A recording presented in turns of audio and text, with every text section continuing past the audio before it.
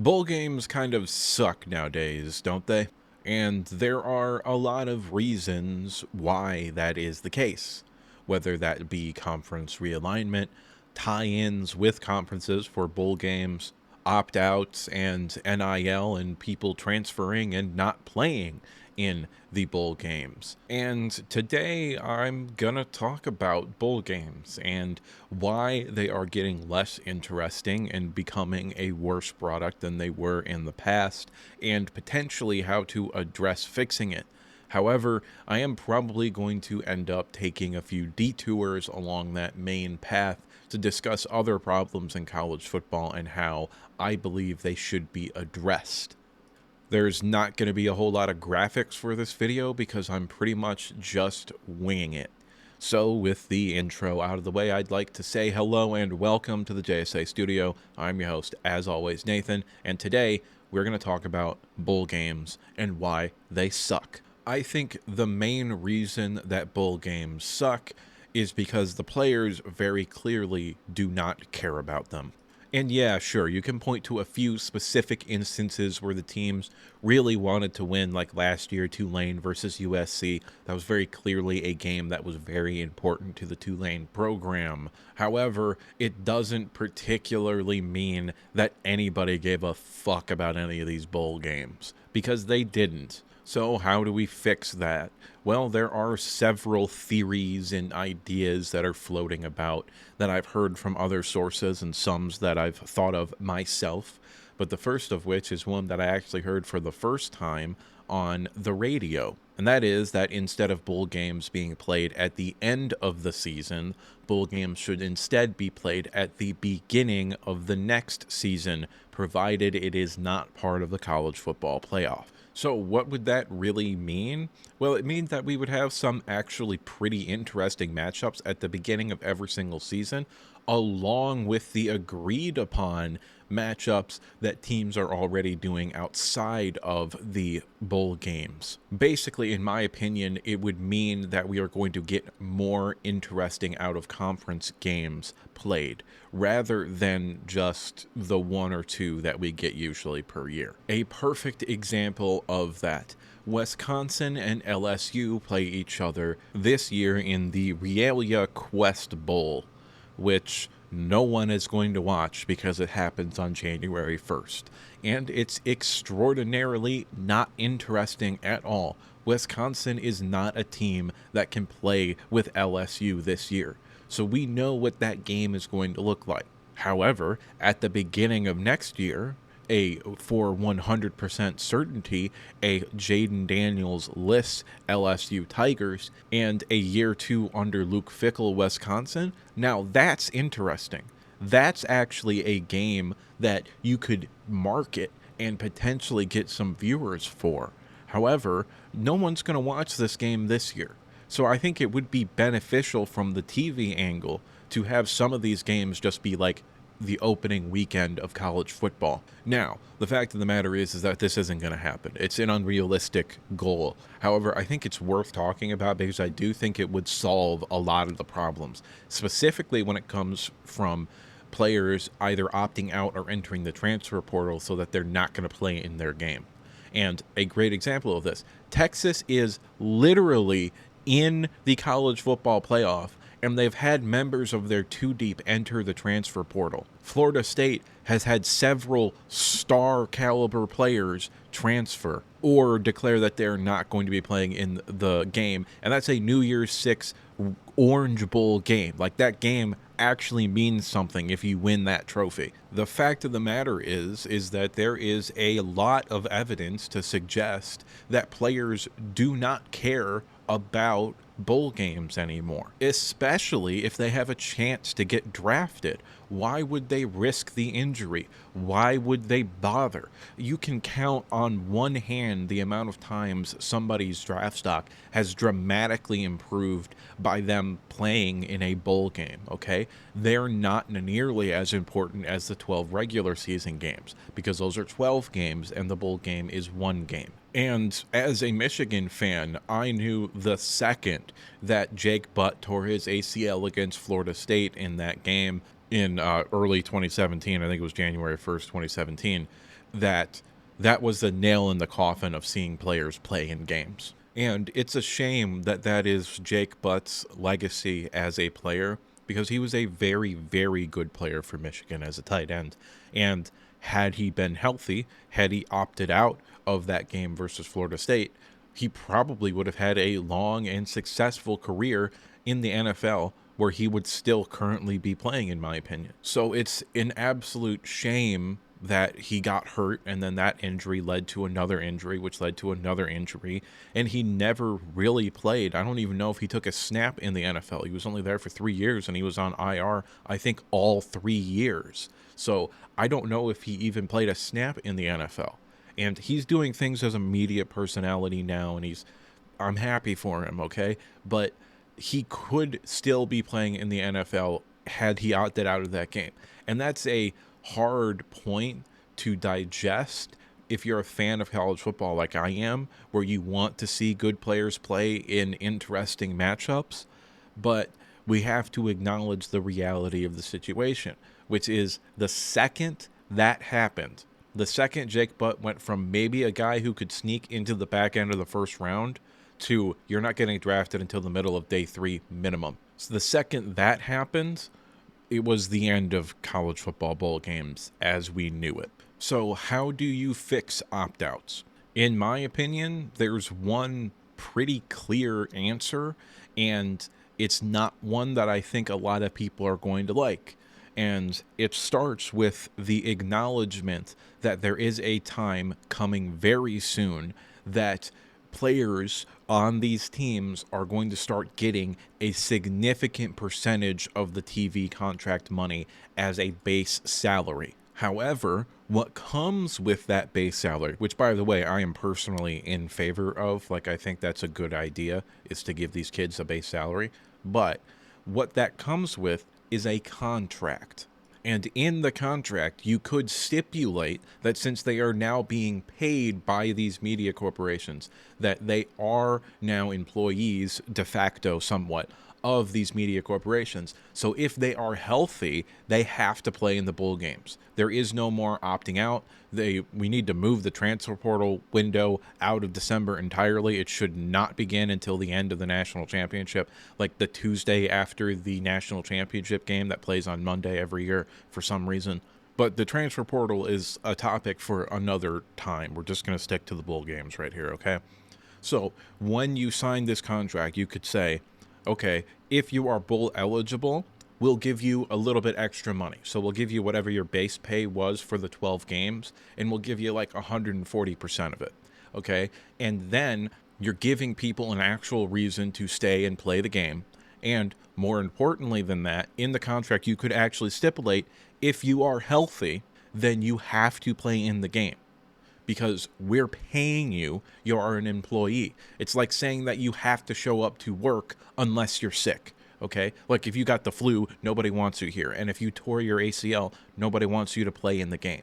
However, there's none of this opting out just because you're scared of getting hurt or you think it's going to hurt your draft stock. None of that. You have to be able to play in these games. Just like I can't call off of work because I'm like, I don't want to come in today. Like, that's not a valid reason for calling off of work. And I don't want to hear shit about these kids putting their bodies on the line. There are plenty of jobs where you put your bodies on the line, especially if you're a man. Construction workers put their bodies on the line. Police officers, firefighters. There's a whole bunch of jobs. Farmers, for example, if you work on an animal farm or if you work in a factory, okay? Like, these are all jobs where you could potentially get seriously physically injured. And nobody's saying they should be able to opt out of the holiday season because they're scared they might get hurt and then they won't be able to be home at Christmas, okay? What are we talking about? The potential for physical damage to the body is already assumed anytime you play football. So the argument that they shouldn't have to put their bodies on the line is absurd because they already did it for 12 games, or probably more like 36 games if they're considering going to the NFL. So why would a bowl game be any different from another game, especially considering that you're going to have like a minimum of 3 weeks rest between when your bowl game is played and when your last game of the season is played. So you actually have more time to get healthy and to prepare for the opponents. So the quality of your body and the game should be increased because of that. So if you're getting paid a significant amount of money, which these players undoubtedly would be getting paid a significant amount of money. In fact, actually, that's a good idea. Let's go through the potential amount of money that these kids could earn, okay? So in the Big Ten, the teams individually get, I think, roughly $65 million a year. We don't actually know the actual public numbers, but that is the number that I've seen floated out there a little bit, okay? So even if we were to just take $30 million of that, which is less than half, the school will still get $35 million. So if we take $30 million and divide it by the 85 scholarship players that each team is allotted, you get $352,000, okay? That is 1% of income earners type of money. So if I'm a media person who's negotiating these contracts, I want certain guarantees in there. So if I'm CBS and I'm broadcasting a third of all these bowl games, I want it written in the contracts for all of these media companies that the players, provided they are healthy, are going to play in the game. Even if they end up having a bad year like 7-5 USC. Caleb Williams is getting paid $350,000 by us. He better play in that game. And I get that people think $350,000 when we're talking about NFL type of money isn't a whole lot. The vast majority of people in this country do not make that kind of money. Like, the vast majority of people in this country don't make that much money in 5 years, let alone in 1 year. So they may be a little bit underpaid in terms of professional sports standards, but they're still making a lot of money, and they would still have the opportunity to make more money through NIL contracts. And, oh, by the way, unless you're a genuine grade A superstar, you're probably not making more than $350,000 a year in NIL money. So for somewhere between 90 and 95% of players at the Division I level of college football, they're going to actually get an upgrade in pay under this sort of thing. And I don't think it's unreasonable to then say you should play in the bowl games, or you have to play in the bowl games, provided you are healthy, because we're giving you a lot of money. Now, I am not naive enough to believe that I can be 100% unbiased about something. I'm also not naive enough to believe that I've thought of every single possible angle that you could come at any of these arguments that I'm going to present to you today. So if you disagreed with me, or if you see a flaw in my logic or reasoning, go ahead and point it out. And provided you're not being an ass about it, I might actually reply and address it. So I am interested in hearing what you think about this and what you would think about my proposals. Do you think it's fair? Do you think it's unfair? Do you think I'm being too much of an asshole? I don't know. It's very possible that I am. That's kind of why I call my channel the JSA Studio, or the Just Some Asshole Studio, because that ultimately, at the end of the day, is what I am. I'm just some dude sitting in a chair talking into a microphone. I have no credentials. I think my opinions are good, and I believe they're well thought out and rational, but they may not be. And if you think that you have a valid counter argument, then please tell me. I'd be very interested in hearing it. Just, you don't have to be a dick about it. So the next thing I want to talk about here, which is something that people have offered as an alternative to bowl games, which I don't understand, because it does not accomplish what people think it's going to accomplish, and it also just doesn't make any sense to do at all. And that's a promotion and regulation system. The basic idea of that is that we are going to take the best group of 5 teams and have them play the worst Power 5 teams, and then whoever wins that game gets to remain in the Power 5, and whoever loses has to go down to the group of 5. Okay? So, first off, if we did that every year, what would happen is you would have the same teams in the group of five win the group of five every year, and the same teams at the bottom of the Power Five be at the bottom of the Power Five every year. And then they'd play each other, and even if the Power Five team lost, guess what? The group of five team is then going to be at the bottom of the Power Five team the next year. And they're 9 times out of 10 probably going to play the Power Five team that lost last year again. So you're just going to see the same teams play each other every single year. And there's no point to that. And it doesn't accomplish what you think it would accomplish either. The whole point of a promotion and regulation system is the idea came from European soccer, and they have 75 million professional leagues, and they're all ranked. And if you win your league, then you get the opportunity to play one of the bad teams at the next league up with them, and if you beat them, then you get to go to the next league. Okay? So, and the idea is that the top teams should not be arbitrary, and they shouldn't just be Power Five teams, quote unquote, just because they're in the Power Five conference. And maybe that's the case. Maybe it shouldn't be that. But promotion and regulation doesn't even accomplish what people who are saying it accomplishes in European soccer believe it does, okay? Because the fact of the matter is these same teams are at the top league in European soccer every single year, except one or two of them maybe, okay?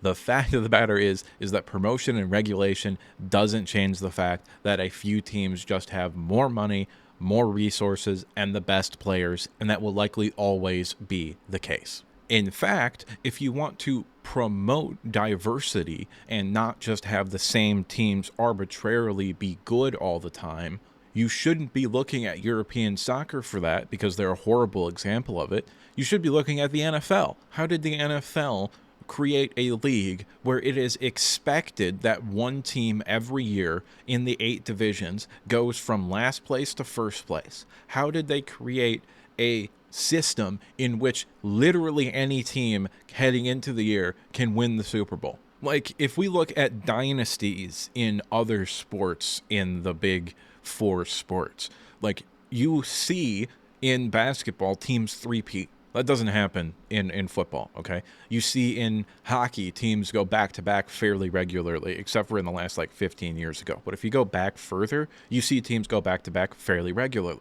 In baseball, you see pretty much the same teams every year make the playoffs. Like, the Dodgers have made the playoffs, I think, for 10 years straight. And that's just because they pay everybody way more money because they have more resources at their disposal. So in the NFL, what they say is everybody has the same resources. You start with the same 7 draft picks, you start with the same amount of money and the same amount of resources and access to coaching staffs and stuff like that, okay? So these owners are all on equal footing, and how good they are is actually determined by how good their organization is.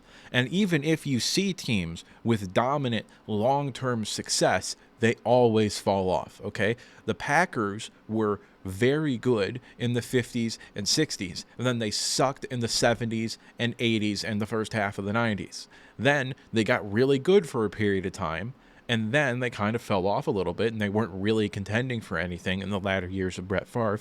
And then they get Aaron Rodgers, and now all of a sudden they're winning the division and making Super Bowls and playing actual games that matter again, okay? And if you look at the Patriots, they were kind of good in the 70s, very bad in the 80s, very bad in the 90s, and then they hire Bill Belichick, the greatest coach in the history of football, and they get a very good GM, and they somehow figure out how to identify high-level talent consistently, and then they dominate the sport for 25 years. And then, guess what? Now that their star quarterback isn't there anymore, they kind of suck again. And that's because they've kind of fallen off. Bill Belichick has not particularly adjusted very well to modern football. And you see other teams that are slowly becoming institutions, like the Chiefs, for example. Well, they are an institution. And as long as they have Patrick Mahomes, they will be Super Bowl contending players. However, the Bills all of a sudden are a consistent team. If you look at the NFC, the 49ers are a consistent team, and they were very good in the 80s and 90s, but then they fell off and kind of wasn't very good for 15, 20 years. And even if you look at historically very, very bad teams, like, say, Tampa Bay, the Detroit Lions, and the Cleveland Browns, they each have instances where shit for a 2 or 3 year stretch kind of ended up looking really, really good. So instead of promotion and regulation, if you really want parity and if you really want to see a different sort of team win it every year, then what you need to do is make the resources equal, make the opportunities equal, and provide everyone with the same access to the same tools. And one of the best ways to do that is to set a standard that these media companies are going to pay to each of these teams as part of the TV contracts that are intended to become salaries for the 85 scholarship players. And what I think that would do is dramatically affect the diversity of talent in college football. Because if you're like a 4-star guy, but you're not a high-end 4-star guy, are you really going to go to Alabama, where you're probably going to have to sit for 2 or 3 years and you're not going to have very much of an NIL opportunity, and you may straight up get cut if you're not playing well enough? Or are you maybe going to consider going to somewhere else where you do have the opportunity to play right away and get potential NIL money, and you're still going to get the same base money from the TV contracts? So now recruiting in college football becomes less about, we have a really good NIL program, so we can just pay you to come here. And the NIL opportunities aren't as much of a big deal because everybody's already getting paid more than most players are capable of earning in NIL opportunities. So the NIL becomes less important, even though it would still be important. And instead, what becomes more important is development to potentially become an NFL player and the opportunity to play. So ultimately, I think this is a good idea and also a fairly realistic one to happen. And I am going to end this video here. It is currently 2:30 on Friday, and I have to upload this by 6 on Friday. So I am going to go ahead and call the video right here. Next time, we're going to go over the bowl game matchups that I don't plan on making individual videos on, and pick a winner and loser for each of them. So it's at this point I'd like to remind you to like if you like the video, subscribe if you want to see more content like this, and if you disagree with me at any point, or you just have something to say, go ahead and drop a comment down in the comment section below. And now with the outro done and out of the way, there's only one thing left to say, and that's that I'll see you next time.